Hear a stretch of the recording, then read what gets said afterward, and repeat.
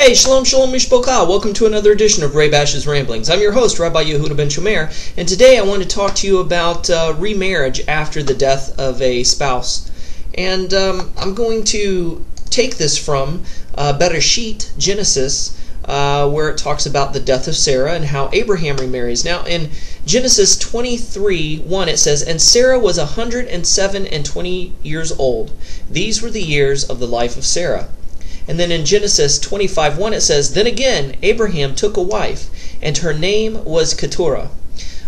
So let me just read to you what I have written. I want to read it because I want to make sure that that everything that needs to be said is said. And so the only way I can be sure I do that is if I read from the blog that I've written.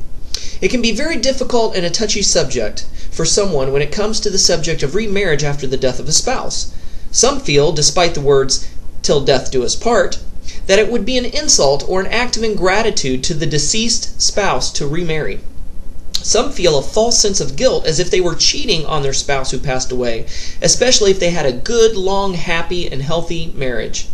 Statistically and in general, women are less likely to remarry after the death of their husband, and many choose and are contented with living the single life.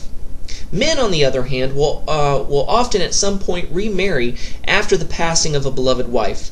Why do you suppose this is? Well, I'm going to take you to Genesis chapter 2:18, which says, "And Yud-He-Vav-He Elohim said, It is not good that man should be alone.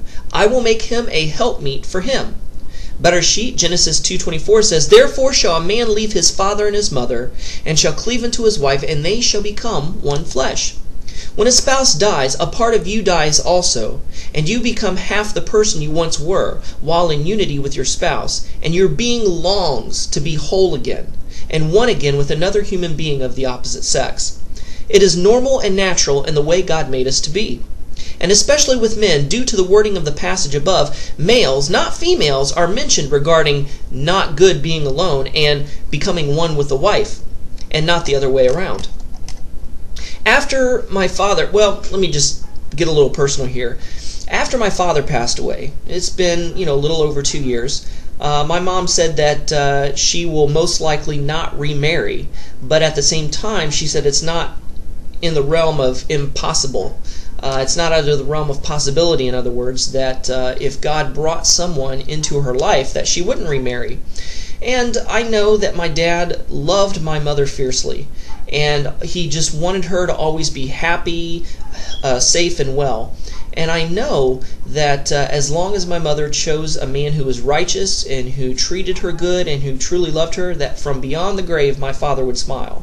That my dad wouldn't mind if my mother remarried. And same with her children. I know that myself and my siblings, we would be ecstatically happy if my mom found somebody that truly was good to her and treated her well. And if she remarried, we wouldn't mind it a bit. So too, I think that Sarah would have wanted Abraham to remarry. Jewish tradition states that Keturah is actually Hagar, who converted to the faith in the God of Abraham, and thus changed her name, because it's usually very typical when someone converts, especially in Judaism, that they have a name change. And Abraham remarried her after Sarah died. For many widows, it is not about the sex, but about the companionship and the oneness of soul one can only get through marriage. Marriage is shown to extend one's life, and this is why we see many times spouses pass away quickly, one right after the other.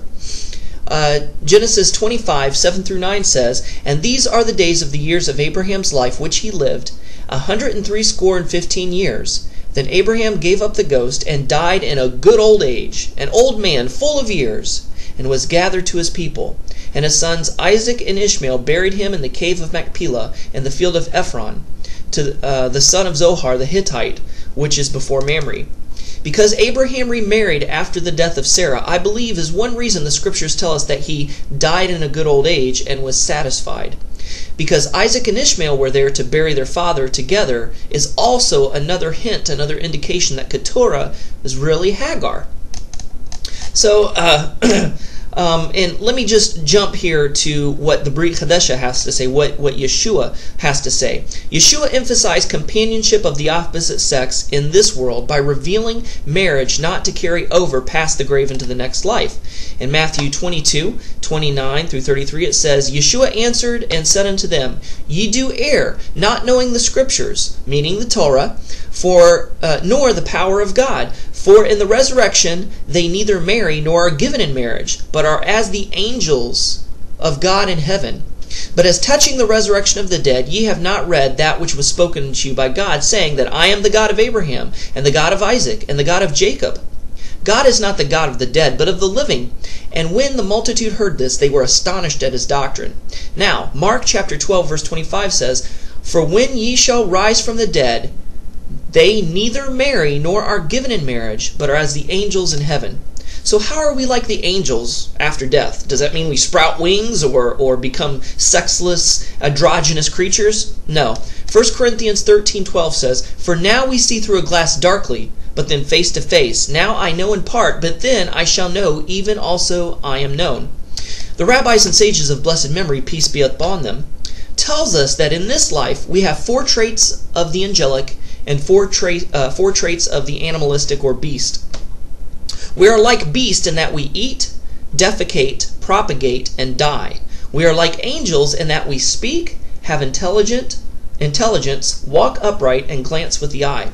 Upon death we cease to bear the animalistic traits, and therefore we become more like angels upon death.